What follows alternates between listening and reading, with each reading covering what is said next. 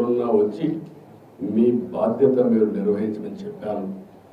ఆ బాధ్యత వాళ్ళు నిర్వహించారు. వాళ్ళు నిలిచారు, ప్రజలు గెలిచారు, రాష్ట్రాలు నిలబెట్టారు. వాళ్ళని మేము గౌరవించాలి. ఇప్పుడు ఆ కార్యక్రమానికి శ్రీకారం చుట్టాం. నేను ఏ ఒక్కరి వ్యక్తిని కాదు, వెంకటేశ్వర స్వామి సమక్షంలో చెప్తున్నా. నేను అందరి వాటిని 5 కోట్ల ప్రజల మనిషిని, నేను 5 కోట్ల ప్రజలకు సంబంధించిన వ్యక్తిని. అయితే ఇక్కడ పనిచేసినప్పుడు రకరకాల మీడియా ఉన్నారు. మీరు ఒక పని చేశారు.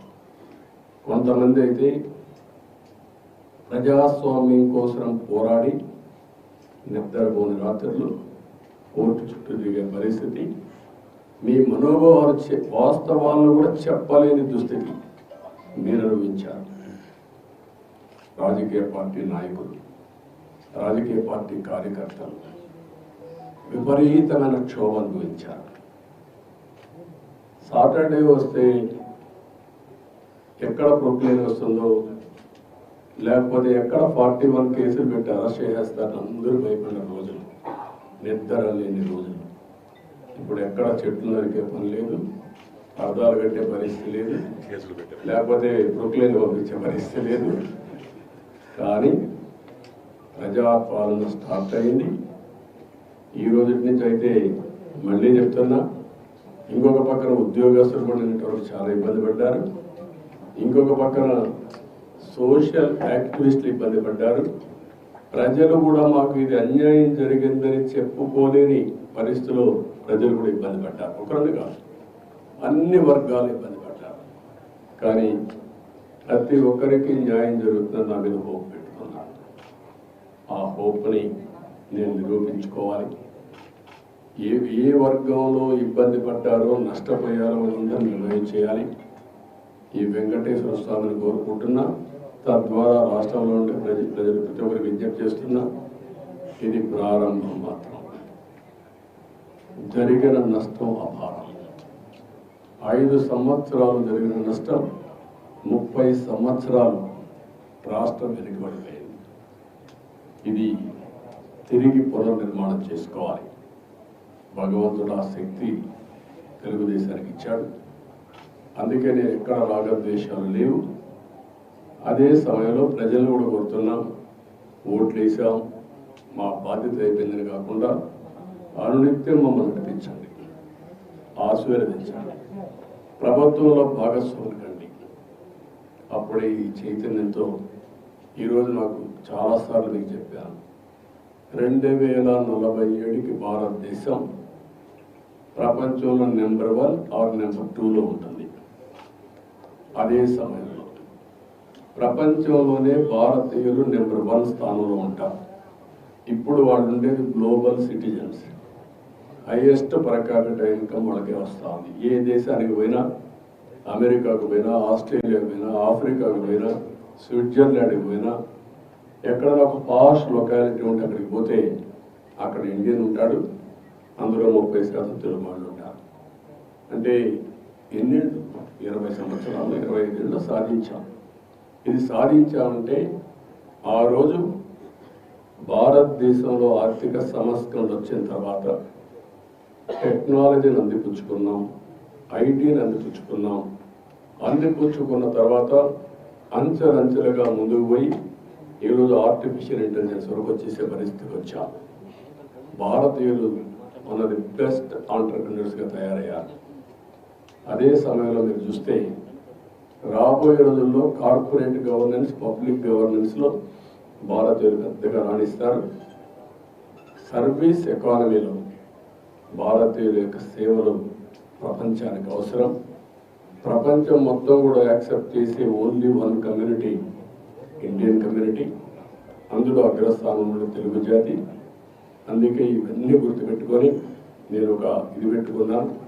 2047కి నా ఆలోచన, నా విజన్, నా కమిట్మెంట్, తెలుగు జాతి ప్రపంచంలో నెంబర్ 1గా ఉండాలి. నెంబర్ 2, పేదరిక నిర్మూలన ఎంత తొందరగా వీలైతే అంతవరకు చేయాలి. Zero poverty state. ఆంధ్రప్రదేశ్ రాష్ట్రం నెంబర్ 1 రాష్ట్రంగా ఉండాలి, తెలంగాణ రాష్ట్రం కూడా బాగుండాలి. నేను తెలుగు జాతికి పెద్దగా ఉంటాను తప్ప ఒక 50% 30% కాదు. ఫస్ట్ నేను చెప్పాను, నేను ఆ రోజు హైదరాబాద్ అభివృద్ధి చేసినప్పుడు విభజన జరిగినప్పుడు ఒకటే మాట చెప్పాను, విభజన జరిగింది, హైదరాబాద్ తెలంగాణకి వెళ్తుంది. మళ్ళీ నేను కష్టపడి మళ్ళీ ఒక నగరాన్ని నిర్మాణం చేయడమే కాకుండా ఆంధ్రప్రదేశ్ని అభివృద్ధి చేసి రుణం తీర్చుకుంటాను వచ్చాను. అదే స్ఫూర్తితో అమరావతి, పోలవరం ఈ 2 ప్రారంభించాను. కానీ దురదృష్టం 2 కూడా ఈరోజు పడకేసే పరిస్థితి వచ్చాయి. అమరావతి విధ్వంసం పాలైంది, పోలవరం ప్రతి ఎకరాకు నీళ్లు ఇవ్వాల్సిన జీవనాడి గోదావరిలో కలిపేసే పరిస్థితికి వచ్చారు. ఈ 2 కూడా మళ్ళా సెట్ చేసుకోవాల్సిన అవసరం ఉంది. ఏదైతే హైదరాబాద్ నగరం వల్ల తెలంగాణకు ఈరోజు హైయెస్ట్ పర్ క్యాపిటల్ ఇన్కమ్ కానీ మెరుగైన ఆదాయం వచ్చే పరిస్థితి వచ్చింది. అలాంటి ఎకో సిస్టమ్ క్రియేట్ చేసి మళ్ళీ ఆంధ్రప్రదేశ్ బాగు చేసుకుందాం. అందుకే ఈ 2 ధ్యేయాలతో మిగిలినవి చాలా ఉన్నాయి. ఆ విషయాలు నేను ఎప్పటికీ కూడా మాట్లాడతాను. ఈ విషయమే వెంకటేశ్వర స్వామిని కోరుకున్నది. నా ఆరోగ్యం, కుటుంబ ఆరోగ్యం, ప్రజల ఆరోగ్యం, కార్యకర్తల ఆరోగ్యం కూడా, ఇప్పుడు ఎన్డీఏ కార్యకర్తల ఆరోగ్యం కూడా బాగుండాలని కోరుకున్నాను.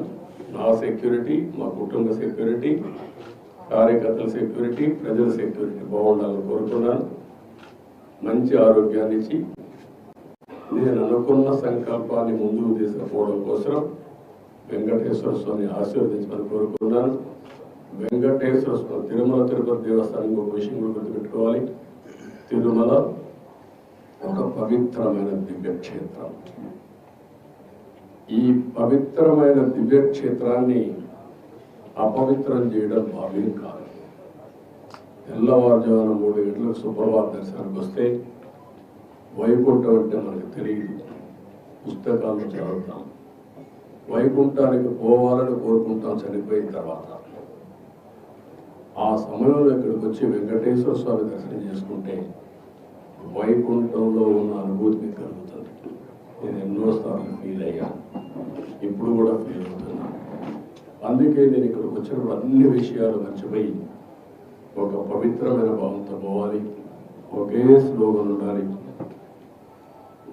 ఏడుకొండలవాడ వెంకటరమణ గోవింద గోవింద తప్ప, ఓం నమో వెంకటేశాయ తప్ప వేరే స్లోగనే ఉండకూడదు, వేరే వ్యక్తిని జ్ఞాపకం రాకూడదు. ఆ పేరుతో మొత్తం ప్రక్షాళన చేస్తాం. మళ్ళీ భారతదేశం కాకుండా ప్రపంచం మొత్తం అభినందించే విధంగా ఈ టీటీడీని తీర్చిదిద్దాలని తెలియజేసుకుంటూ మరొకసారి మీ సమస్యలు మళ్ళా సమయం వస్తుంది. నేను ఎప్పటికీ కూడా మాట్లాడతా అన్ని విషయాలు, ఎందుకంటే మళ్ళా నేను లైన్ కూడా క్యాచ్ చేస్తుంది. Just a couple of questions. Sir, ప్రక్షాళన టీటీడీ నుంచి ప్రారంభమవుతుంది.